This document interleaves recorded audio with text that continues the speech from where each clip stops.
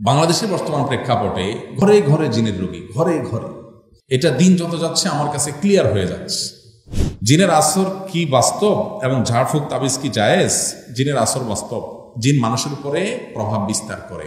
আজকালকার বাস্তবতা তো হলো যে আজকাল আমাদের বাংলাদেশের বর্তমান প্রেক্ষাপটে ঘরে ঘরে জিনের রোগী, ঘরে ঘরে। এটা দিন যত যাচ্ছে আমার কাছে ক্লিয়ার হয়ে যাচ্ছে। রুকিয়া এবং ঝাড়ফুঁক করলে পরে সুস্থ হয়ে যাচ্ছে।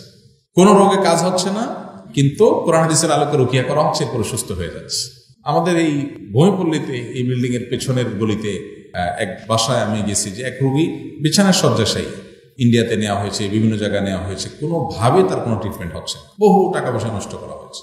আমি যাওয়ার পর বিভিন্ন আলামতের কথা শুনলাম, বিবরণী শুনলাম, বিছানায় পড়ে গেছে উনি এবং উঠতে পারেন না, চলাফেরা করতে পারেন না, ইয়াং মহিলা, এমন না যে অনেক বয়স হয়েছে। রোগ কি সেটাও ধরা পড়তেছে না, একবার একটা বলে আরেকবার একটা বলে, কিন্তু কোনো ট্রিটমেন্ট হচ্ছে না। যাই হোক, পরবর্তীতে এক ঝাড়ফুঁক করেন একজন আল্লাহর বান্দা, তার রেফারেন্স দিলাম আমি, সেখানে গেল। যাওয়ার পরে আমি কয়েকদিন আগে শুনলাম যে সে আল্লাহর বান্দি পুরোপুরি সুস্থ হয়ে গেছে এবং হাঁটা চলা করতেছেন, একা একা সব কাজ কাম করতে পারতেছে।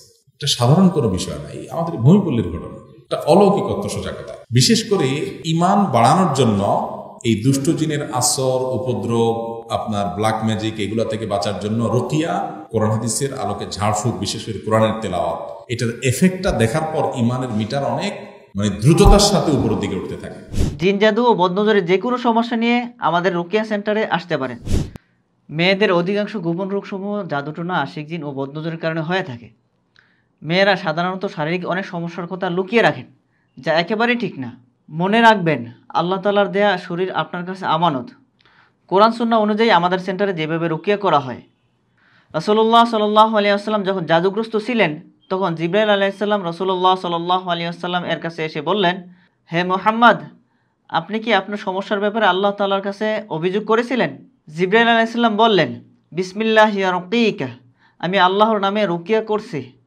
বিসমিল্লাহি আরকিকা মিন কুল্লি শাইইন ইউযিকা মিন কুল্লি নাফসিন আইনিন হাসিদিন আল্লাহু ইয়াশফিকা বিসমিল্লাহি আরকিকা ওয়া নুনাজ্জিলু মিনাল কুরআনি মা হুয়া শিফা।